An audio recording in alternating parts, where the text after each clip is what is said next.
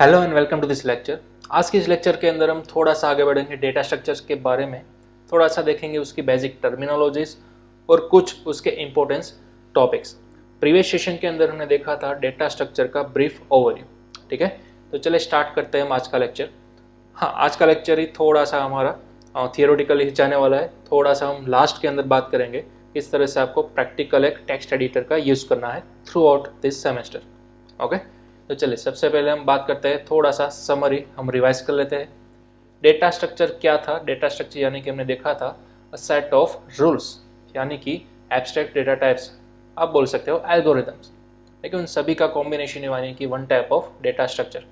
ये एक तरह का रास्ता भी था कि आप मेमोरी के अंदर अपना डेटा किस तरह से ऑर्गेनाइज या फिर स्ट्रक्चराइज कर सकते हो। ओके, देखिए यहाँ पर लिखा हुआ है data structure can be defined as a group of data elements which provides an efficient way of storing and organizing data in the computer so that it can be used efficiently. Right, तो यहीं तक हमने last के अंदर देखा था, उसकी definition को डिटेल के अंदर समझा था विथ एग्जाम्पल।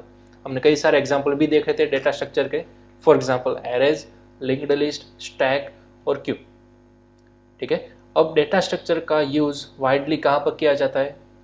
फॉर एग्जाम्पल आप बोल लो कि almost every aspect of computer science department के अंदर, फिर चाहे वो ऑपरेटिंग सिस्टम हो, कंपाइलर का डिजाइनिंग हो, artificial intelligence, graphics and many more other. ठीक है, तो कई सारे कंप्यूटर फील्ड्स के अंदर मेजॉरिटी डेटा स्ट्रक्चर का यूज किया ही जाता है। Data structure are the main part of the many computer science algorithms as they enable the programmers to handle the data in an efficient way.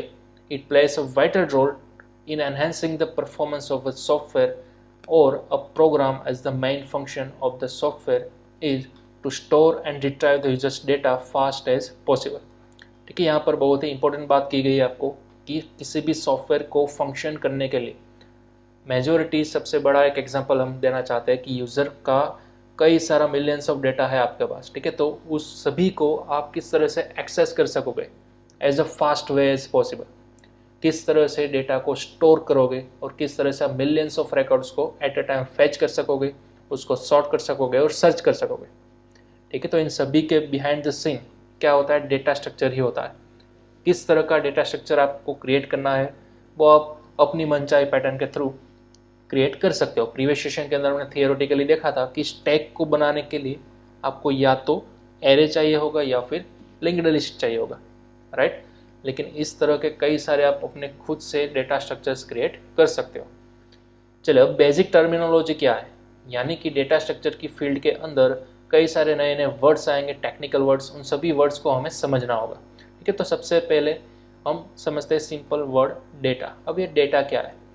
तो यहाँ पर बहुत ही आसान भाषा में आपको समझाया गया है। Data can be defined as the elementary value और the collection of values. For example, students name and its ID are the data about the student. For example, यहाँ पर सभी का स्टूडेंट के कंटेक्स्ट के हिसाब से आपको एग्जाम्पल दिया गया है, यानी कि एक स्टूडेंट का नेम हो सकता है और उसकी आईडी भी हो सकती है।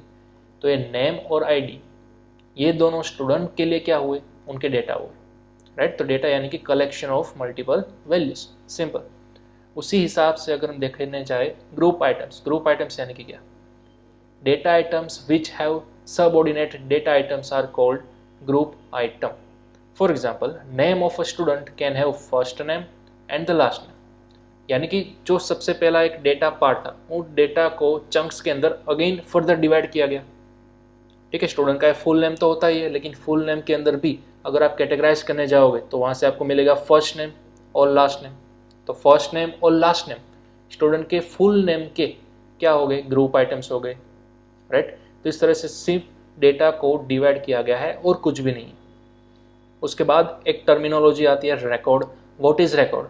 Record can be defined as the collection of various data items.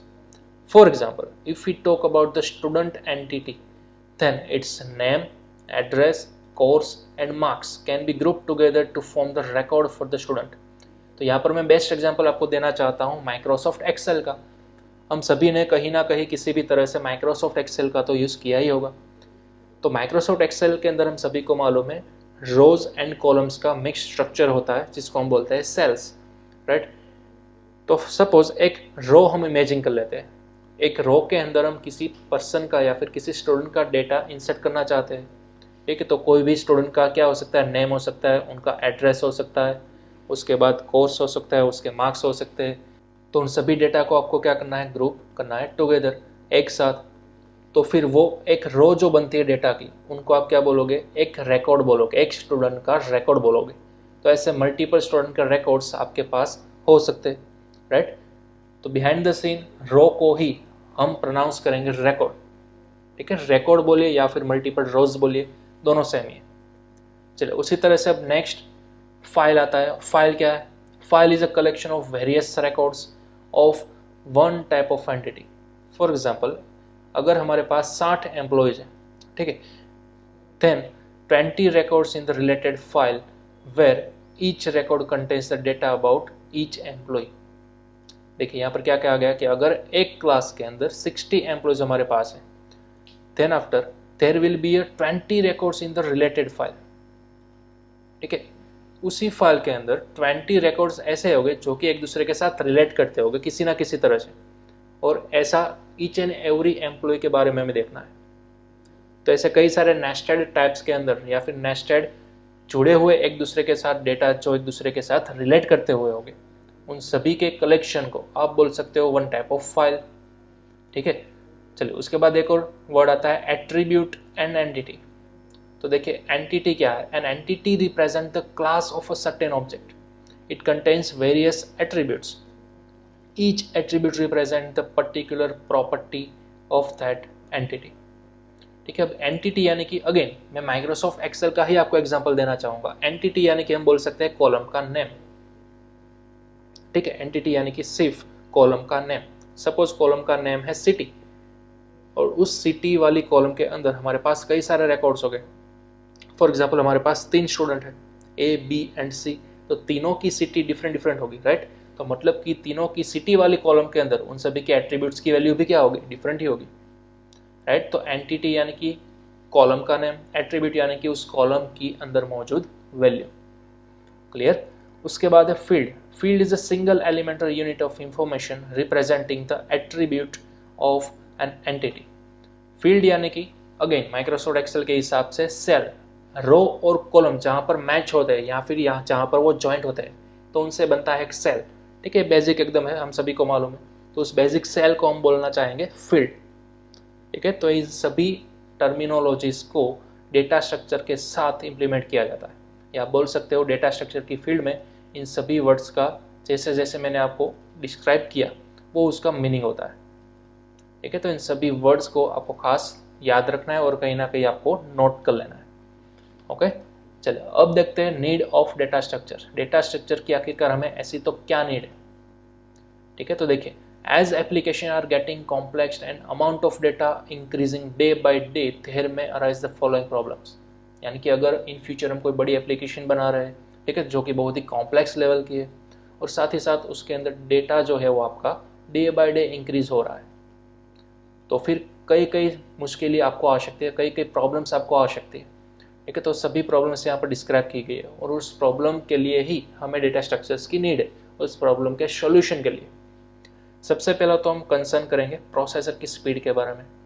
देखिए to handle very large amount of data, high speed processing required, right, obviously.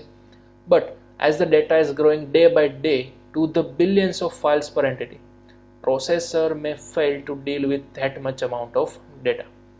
अब बहुत ही ऑब्वियस चीज़ यहाँ पर कही गई है कि अगर आपके पास लार्ज अमाउंट ऑफ डेटा है तो उसको हैंडल करने के लिए high speed processing power required होगी, राइट। लेकिन डे बाय डे आपका डेटा बढ़ते ही जा रहा है, बढ़ते ही जा रहा है, बिलियंस के अंदर आपका डेटा पहुंच गया, तो फिर आपका नॉर्मल प्रोसेसर जो है वो फेल हो जाएगा, उसको हैंडल नहीं कर सकता, ठीक है। तो उसके हिसाब से आपको प्रोसेसर की स्पीड पर भी डिपेंड होना पड़ता है।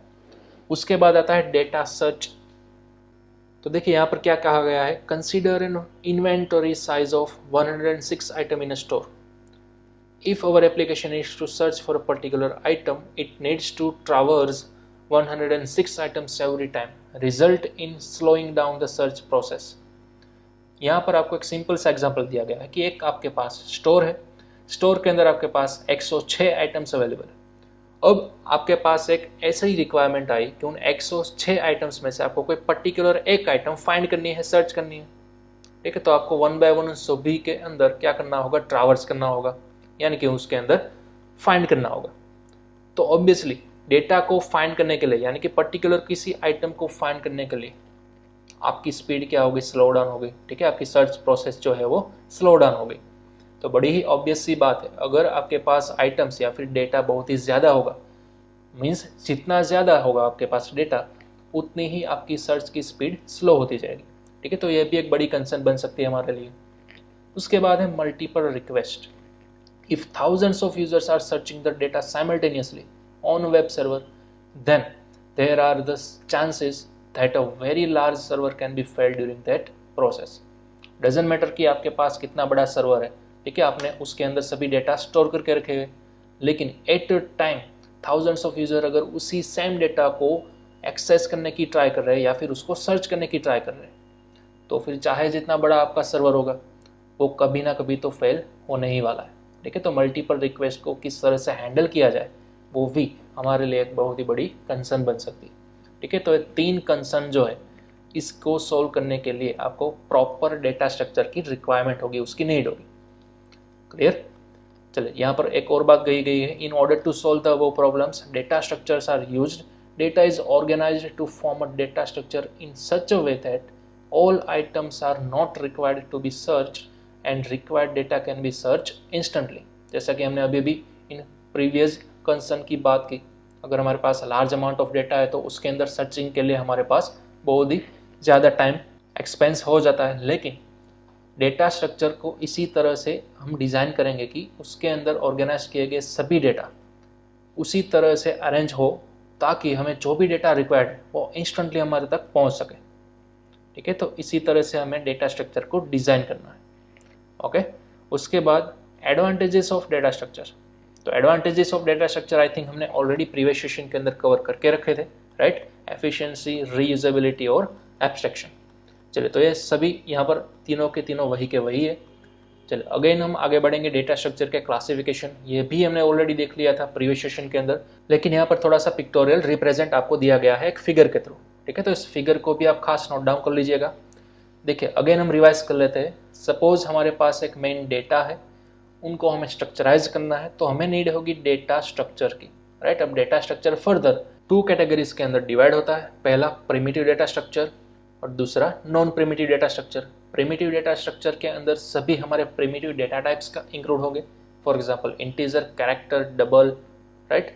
उसी तरह से नॉन प्रिमिटिव डेटा स्ट्रक्चर के अंदर मेजोरिटी हमारे पास 2 ही कैटेगरी होती है, एक होता है लीनियर तो दूसरा होता है नॉन लीनियर। लीनियर के अंदर हमारे पास फर्दर 2 सब कैटेगरी, पहली है स्टैटिक डेटा स्ट्रक्चर, दूसरी डायनेमिक डेटा स्ट्रक्चर। स्टैटिक के अंदर आएगा आपका एग्जाम्पल एरे।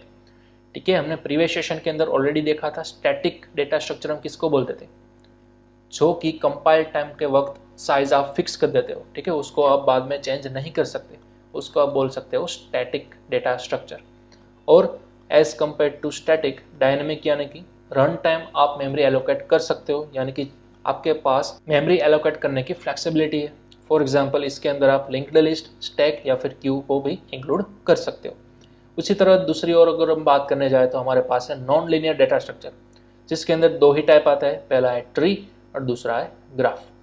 ओके, चलिए, अगेन अब यहाँ पर ऑलरेडी वही जो चीज़ हमने प्रीवियस सेशन के अंदर देखी थी वही लिखा हुआ है सब कुछ, लेकिन थोड़ा सा डिटेल में।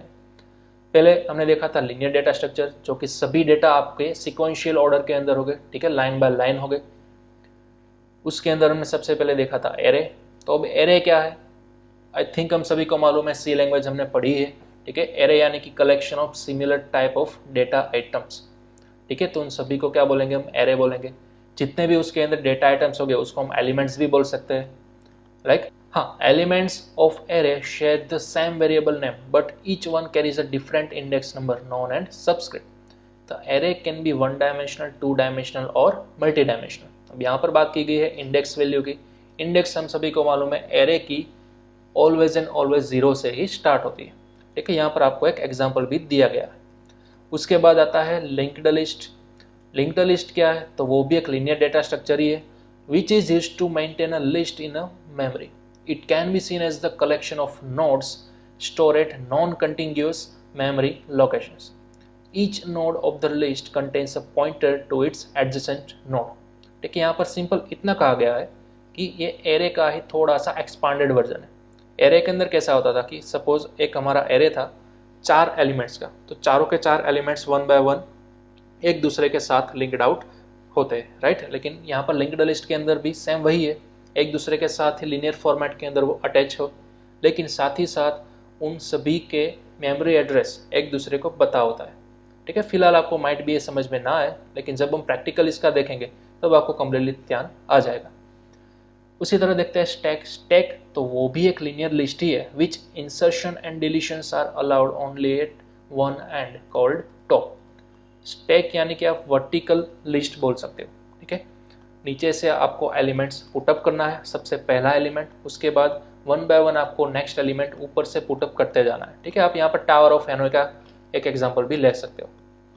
तो आपको आइटम का अगर इंसर्शन करना है या फिर डिलीशन करना है तो फिर आप डायरेक्टली ऊपर से ही कर सकते हो। ठीक है, जिसको हम बोलते हैं टॉप। तो ये भी हम डिटेल के अंदर आगे देखेंगे। देन आफ्टर आता है क्यू।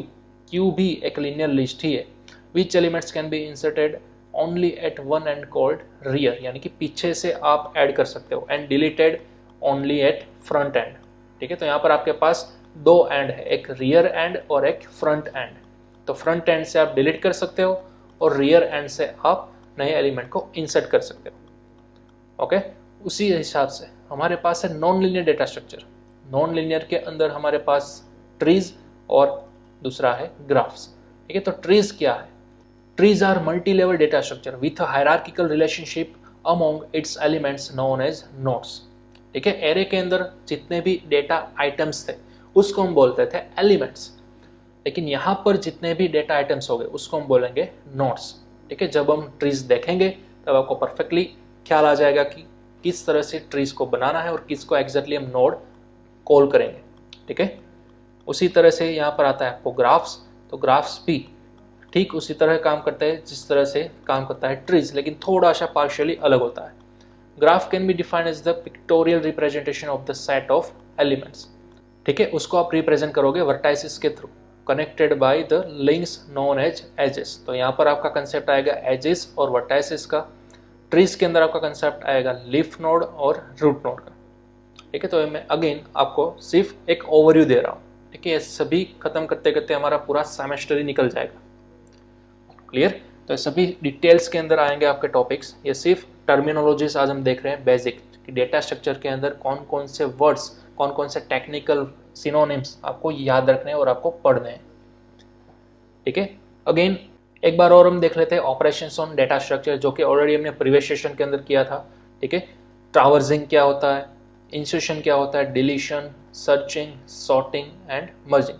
आई थिंक 2 से 3 यहाँ पर नए आए हैं। ठीक है, ट्रावर्सिंग यानी कि every data structure contains the set of data elements, right?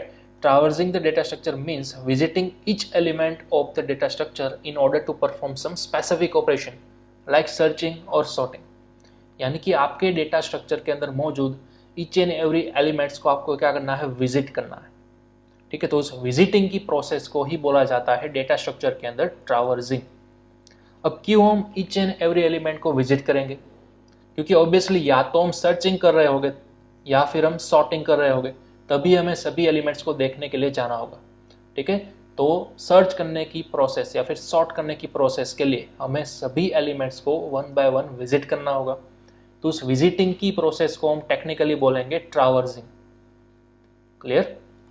चलिए, देन आफ्टर है इंसर्शन। तो इंसर्शन हम सभी को मालूम है, डेटा स्ट्रक्चर के अंदर कई सारे एलिमेंट्स होते हैं।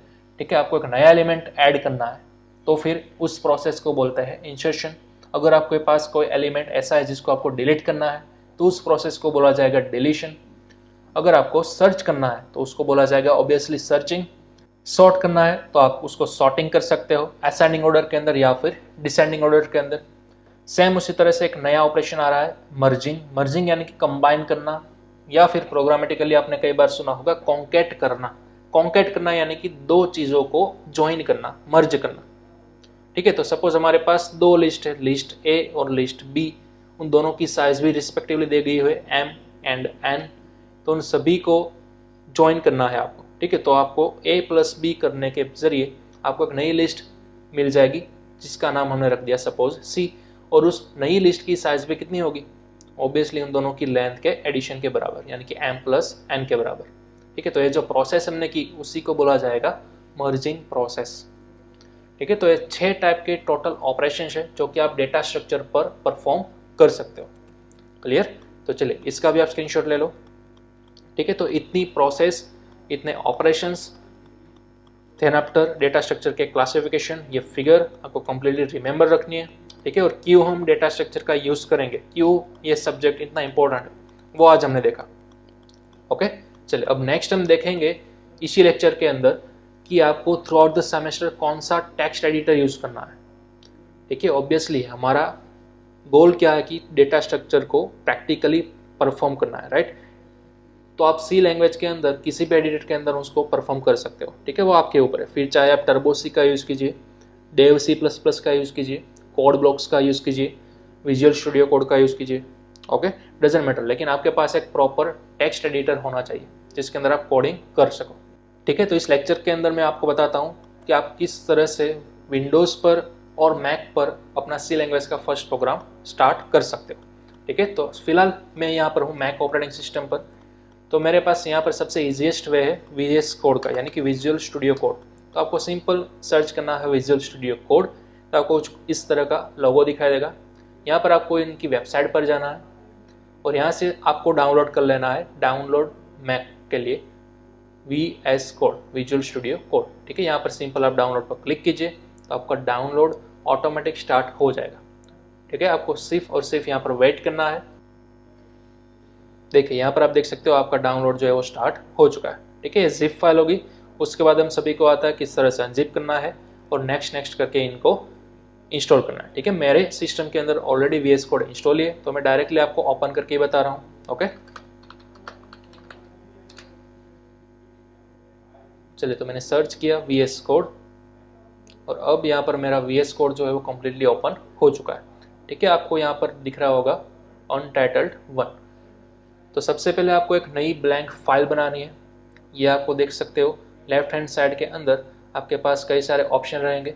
ठीक है, यहाँ पर सबसे पहला ऑप्शन है फाइल एक्सप्लोरर का। तो यहाँ से आप अपना फोल्डर ओपन कर सकते हो जिस फोल्डर के अंदर आप सी लैंग्वेज की फाइल सेव करना चाहते हो। ठीक है, तो मैंने यहाँ पर क्लिक किया ओपन फोल्डर। देन आफ्टर आप कोई भी एक फोल्डर चूज कर लो। फॉर एग्जाम्पल मैं यहाँ पर डॉक्यूमेंट्स के अंदर ही एक नया फोल्डर क्रिएट कर रहा हूँ। न्यू फोल्डर, यहाँ पर हम देंगे C_programs। देन आफ्टर हमने इसको कर लिया ओपन। तो वो जो हमने अभी भी फोल्डर क्रिएट किया, ठीक है, वो आपके पास यहाँ पर सक्सेसफुली ओपन होकर आ जाएगा। ओके, तो यहाँ पर आप देख सकते हो आपके पास एक प्रोग्राम ओपन होकर आ चुका है, C_programs फोल्डर। तो यहाँ पर आप राइट क्लिक करके न्यू फाइल क्रिएट कर सकते हो, या फिर जैसे आप यहाँ पर माउस का एरो होवर करोगे आपके पास यहाँ पर छोटे छोटे आइकन देखने को मिलेंगे। न्यू फाइल, इसके अंदर एक और न्यू फोल्डर क्रिएट करना है। तो फिलहाल मैं यहाँ पर क्लिक कर रहा हूँ न्यू फाइल पर। तो जैसे मैंने न्यू फाइल पर क्लिक किया, आपको देना है यहाँ पर सिंपल अपनी पहली फाइल का नाम। तो आप फाइल का नाम कुछ भी दे सकते हो। ठीक है, लेकिन ध्यान रहे आपको फाइल के अंदर कभी भी स्पेस नहीं लगानी इस तरह से। For example hello, high. ठीक है, तो इस तरह से वो इनवैलिड होगा। आप जितना भी नाम देना चाहते हो दे सकते हो, लेकिन एक्सटेंशन उनका रहेगा .c। ठीक है, तो .c से आपको सेव करना है और एंटर करना है। तो आपकी फर्स्ट फाइल यहाँ पर आ चुकी है। ठीक है, अब आई होप सो कि आप सभी को सी लैंग्वेज का बेसिक स्ट्रक्चर याद होगा। ठीक है, तो सबसे पहले हम करते थे #include, देन आफ्टर हम करते थे studio.h, लाइब्रेरी फाइल को ऐड करते थे हम। उसके बाद हमारे पास हमारा खुद का एक void main फंक्शन होता था जिसके अंदर हम करते थे प्रिंट करने के लिए printf फंक्शन का यूज़। फॉर एग्जाम्पल मैंने किया हेलो क्लास। ठीक है, इस तरह से मैंने सेव किया। चलिए, तो अब आपको करना है इस सी लैंग्वेज की फाइल को रन। ठीक है, आप जैसे ही सेव करोगे यहाँ पर माइट भी आपके पास एक .vs कोड करके एक फोल्डर आ जाएगा। ठीक है, जिसको आपको टच नहीं करना है, डिलीट करना चाहते हो तो भी आप कर सकते हो, वो इंटरनल सेटिंग रहेगी VS कोड की।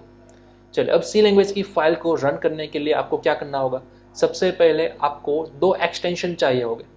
ठीक है, तो उसके लिए आप देखिए यहाँ पर लास्ट आपको एक आइकन दिख रहा होगा एक्सटेंशंस, यहाँ पर क्लिक कीजिए आप और यहाँ पर थोड़ा सा मैं यहाँ से पुल कर लेता हूँ और यहाँ पर आपको एक एक्सटेंशन सर्च करना है C/C++।